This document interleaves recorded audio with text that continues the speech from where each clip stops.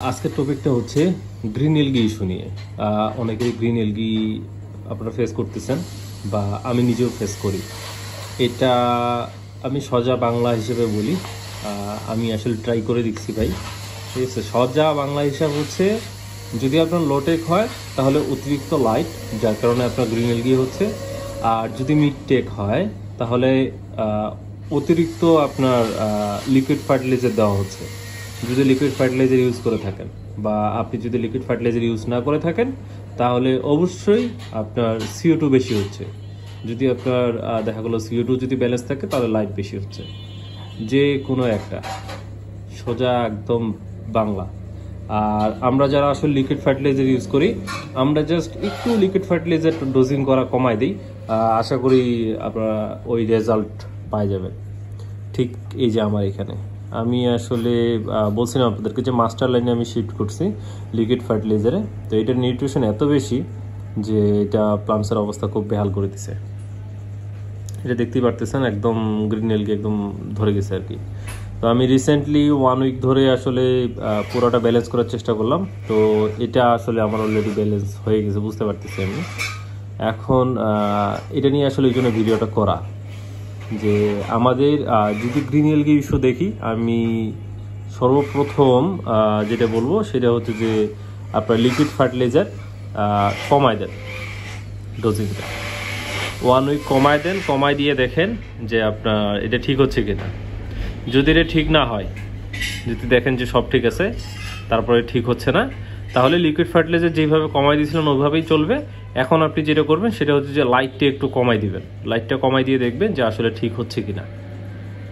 আপনারা এই ট্যাঙ্কটার সাথে আমার অনেকে পরিচিত আছেন। এটাতে আমি যখন আসলে গ্রিন এলগি আনার চেষ্টা করি, তো যেটা হয় যে আমার অতিরিক্ত লাইটের কারণে ট্যাঙ্কে কিন্তু এলগি চলে আসে। বাট যখন আমি আসলে লিকুইড ফার্টিলাইজার ডোজিং করলাম তখন এটা একদম অতিরিক্ত বাড়ে গেছে। এটা মাঝখানে ছিলই না, জাস্ট সামান্য একটু একটু করে ছিল।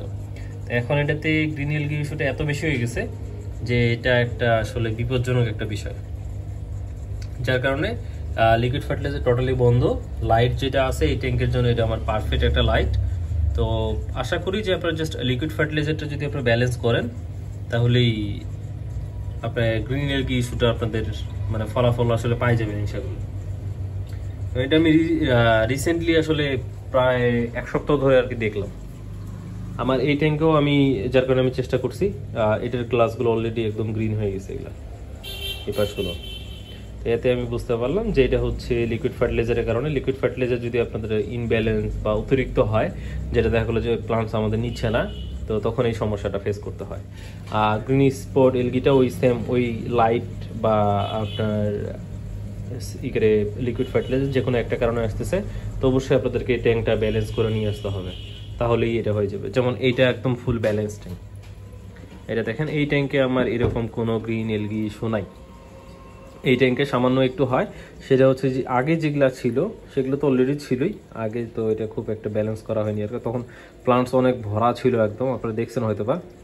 তো যার কারণে ওই এলগিগুলো আমি পিছন দিক ক্লিন করা হয় না আর কি, সামনের দিকটা জাস্ট ক্লিন করা হয়। তো এই হচ্ছে অসুবিধা যে এই ট্যাঙ্কটা যেমন একদম ব্যালেন্স হয়ে আছে, সেম আপনারা এরকম একটা ব্যালেন্স ট্যাঙ্ক যদি করেন তাহলে আপনাদের আর এই এলগি সেটা ফেস করতে হবে না। তো সেটার জন্য আমাদের লিকুইড ফার্টিলাইজারটাকে অবশ্যই ব্যালেন্সে নিয়ে আসতে হবে। এটাতে দেখেন এটাতে যেগুলো পড়ছে এগুলো অনেক আগে থেকে আর কি পড়েছিল। তারপরেও এটা যেহেতু ব্যালেন্স ট্যাঙ্ক, এটা আর কোনো আমি ইনব্যালেন্স করি নাই। লিকুইড ফার্টিলাইজার এবং লাইট CO2 সব সেমই আছে। বাট এই ট্যাঙ্কটা যখন আমি আসলে মাস্টার লাইনে যখন আপনার শিফট করলাম আর কি, তখন এটা বোঝা গেল যে আসলে লিকুইড ফার্টিলাইজারের কারণেই এই সমস্যাটা হচ্ছে।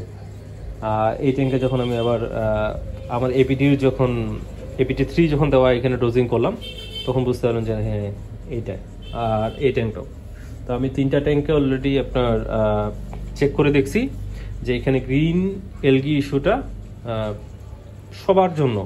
সবার জন্য আপনার একদম সোজা হিসাবে ধরতে গেলে যারা লিকুইড ফার্টিলাইজার ইউজ করেন তাদের লিকুইড ফার্টিলাইজারের কারণে হচ্ছে, যারা করতেছেন না তাদের লাইটের কারণে হচ্ছে, এই দুইটা। এখন নতুন ট্যাঙ্কে গ্রিন এলগি ইস্যু এগুলো হয় 1 মাস 2 মাস একটু এলগি ইস্যু আপনাদেরকে করতেই হবে। তো এই জিনিসগুলো একটু ব্যালেন্স করতে হবে। দেখা গেলো আপনি ট্যাঙ্ক নতুনভাবে করছেন, একটু এলগি ইস্যু দেখছেন, আপনাদের আসলে মানে মন খারাপ হয়, বাট এরকম কিছু না, এটা একটা ন্যাচারাল জিনিস।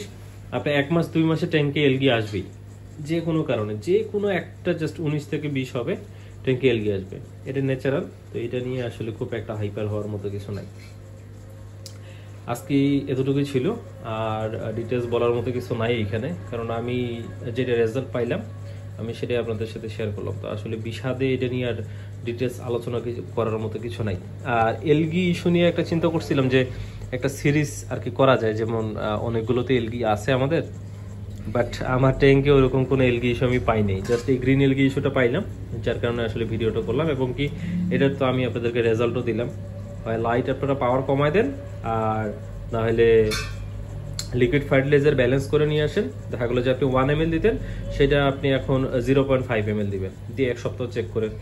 আর যারা দেখা গেলো যে লিকুইড ফার্টিলাইজার ইউজ করতেছে না, শুধু CO2 আর লাইট, তারা অবশ্যই একটু লাইটটা কমায় দেখতে পারেন। যদি লাইট কমায় দেখেন যে না একটু এলগি ইস্যু কোনো রকম 19-20 হচ্ছে না, তাহলে লাইট যেরকম একটু কমায় দিয়েছেন ওইভাবেই থাকবে, জাস্ট ওইটার সঙ্গে CO2টা একটু কমায় দেন, CO2টা কমায় দিয়ে 1 সপ্তাহ দেখেন। যদি দেখেন যে তারপরে ঠিক হচ্ছে না, তাহলে লাইটটার পাওয়ার বা CO2-র পাওয়ার আরও একটু কমবে। এভাবে আসলে আপনাকে এটা ব্যালেন্স করতে হবে। আর এটা প্রতিটা একটা সময় সাপেক্ষিক ব্যাপার।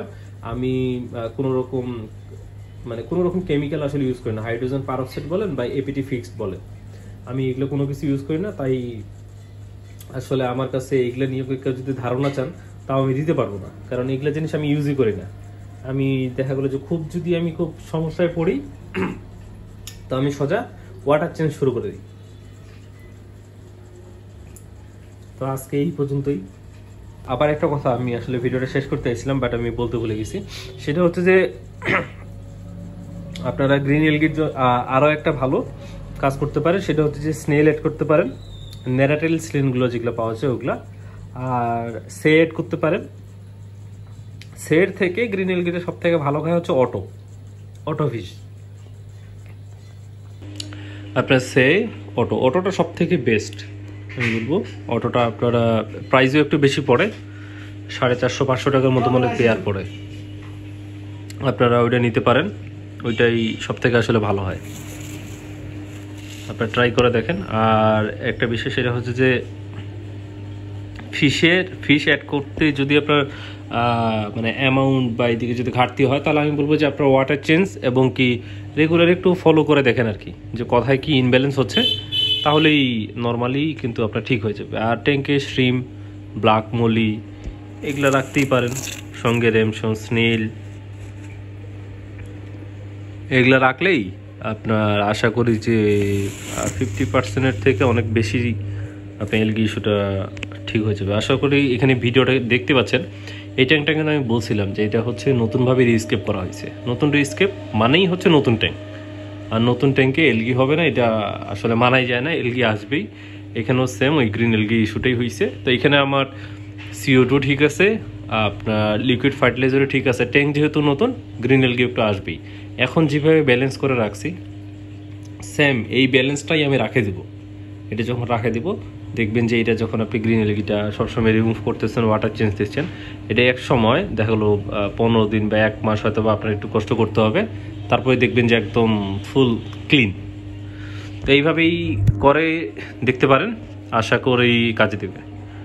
আমি আবারও বলতেছি, আমি এরকম কোনো লিকুইড ইউজ করি না যেটা কেমিক্যাল হয়, কারণ এটা প্লান্টসেরও ক্ষতি করে, এটা আর কি মানতেই হবে। তো আজকে এই পর্যন্তই, আর মনে হয় না আর বলার মতো কিছু আছে ভিডিওতে।